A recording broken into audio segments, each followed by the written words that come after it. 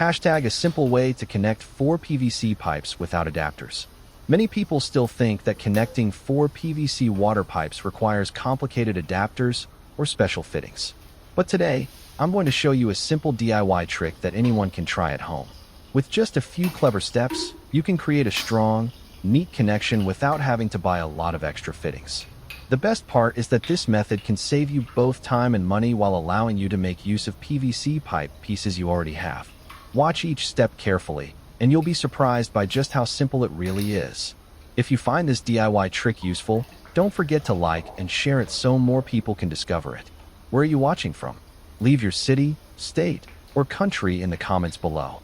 I'd love to know where everyone in our community is watching from. Asterisk asterisk.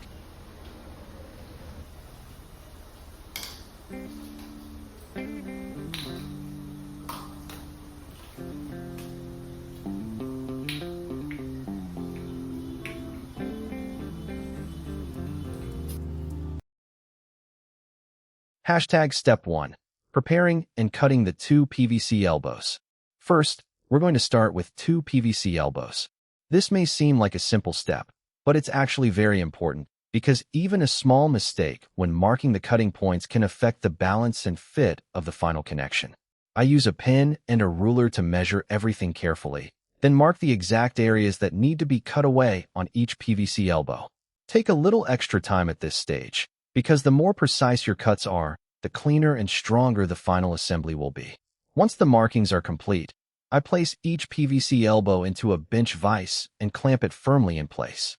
Securing the piece properly is essential because the PVC can move or vibrate while you're sawing if it isn't held securely. Once everything is stable, I begin cutting along the marked lines. I don't try to rush the process.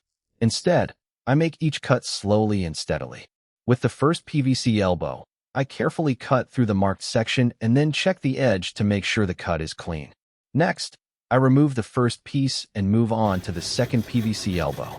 I repeat the same process, clamp it securely in the vise, align the saw blade with the marked line, and slowly cut through the PVC. The most important thing here is not to rush.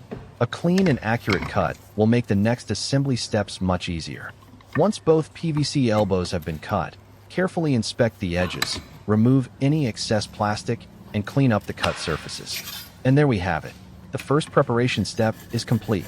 But don't go anywhere, because in the next step, these freshly cut PVC pieces will start coming together to form a surprisingly useful connection.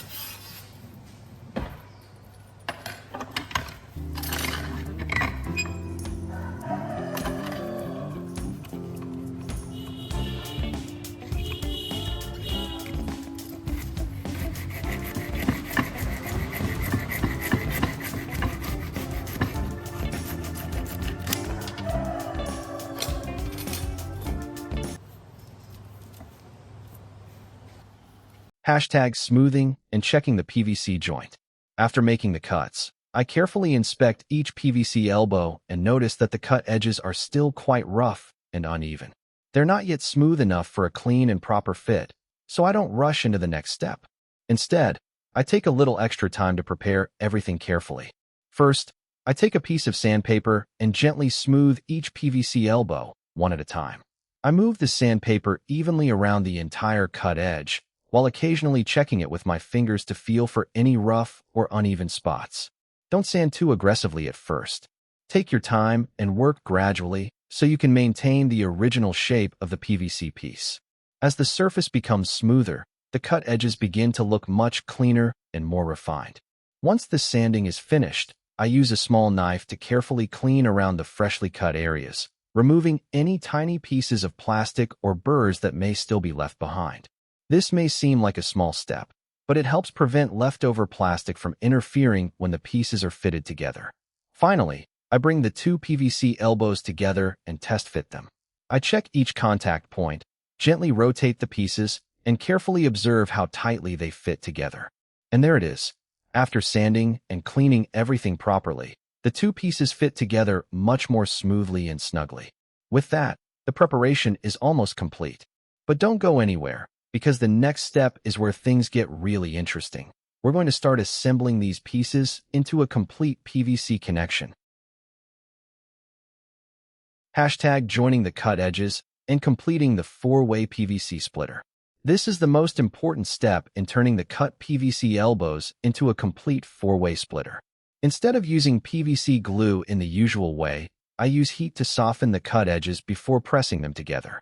I secure the tools firmly, heat the contact surface, and quickly position the two PVC edges correctly. Then, I hold them in place until the joint cools and becomes stable. Make sure to align everything carefully, because even a slight misalignment can make the splitter uneven. Once the plastic has cooled, I use a small knife to trim away any excess material, making the joint look cleaner and neater. And there we have it. The four-way splitter is gradually taking shape and is almost complete.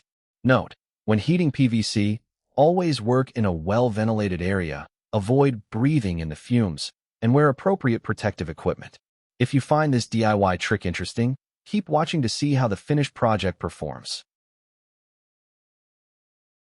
Hashtag testing the four-way PVC splitter. And this is the moment I've been waiting for. After installing the four-way splitter onto the water pipe, I carefully check everything, and I'm pleasantly surprised to see that the connection is watertight, with no leaks, while the water flows fairly evenly through all four outlets. It's amazing how, with just a little creativity and some simple DIY skills, we can make a useful four-way splitter without needing a lot of extra fittings. That's what I love most about DIY projects, taking simple materials you already have and turning them into something practical and useful. If you enjoyed this DIY trick, don't forget to hit the like button and subscribe to the channel so you don't miss more useful DIY ideas and creative projects. And most importantly, have you subscribed to my channel yet?